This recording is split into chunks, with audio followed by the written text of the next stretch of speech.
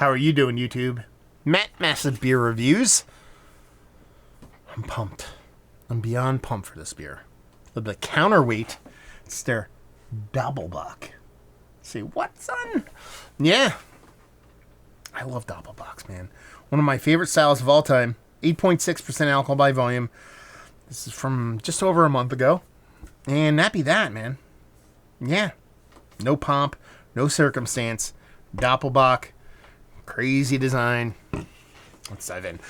Almost exclusively, all the stuff I've had from Counterweight has been hazies with a bit of pastry stoutiness kind of dropped in there.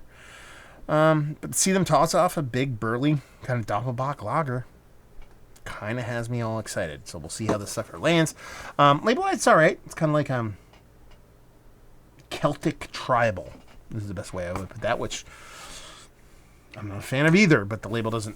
I don't hate it because it makes sense on the Doppelbock can. What can I say?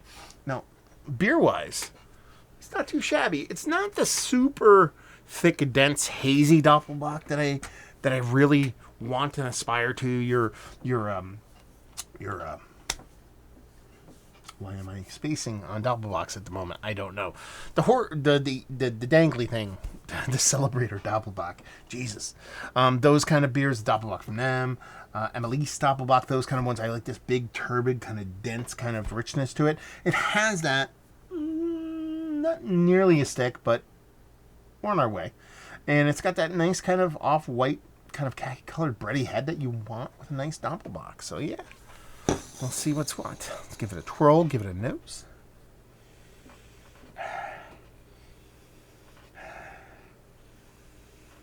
It has all the components of what I want there. This is that bready kind of fluffiness. You're talking about a Doppelbock, you're talking about dinner in a glass, you're talking about fasting.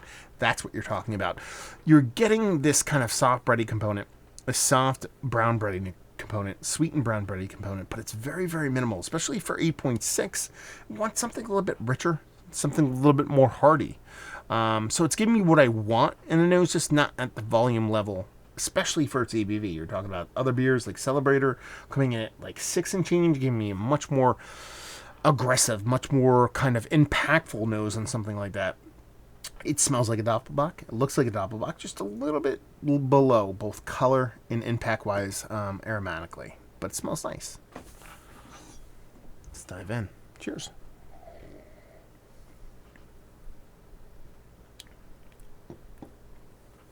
See, that's really good. It's really good. This is basically me reviewing a hazy IPA right now. Really good. Drinks like 6.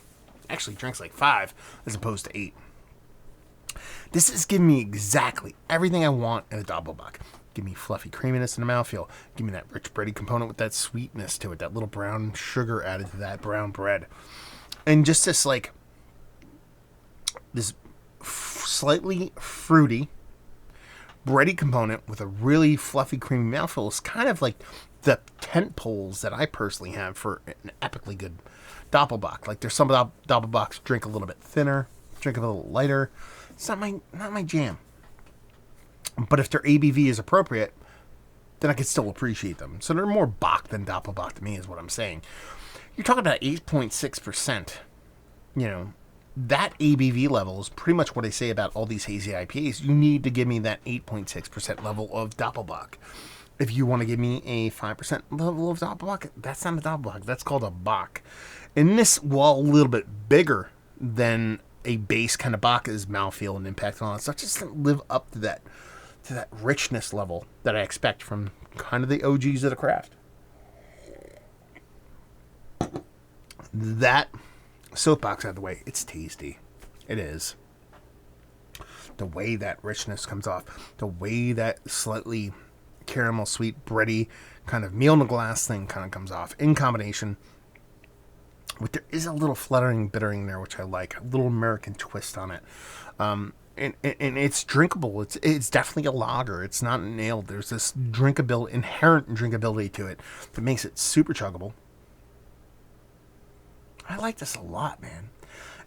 Honestly, if you flip the ABV on this, if you told me this 6.8, I would be gaga over this beer. I might not like it as much as Celebrator, but I would be gaga.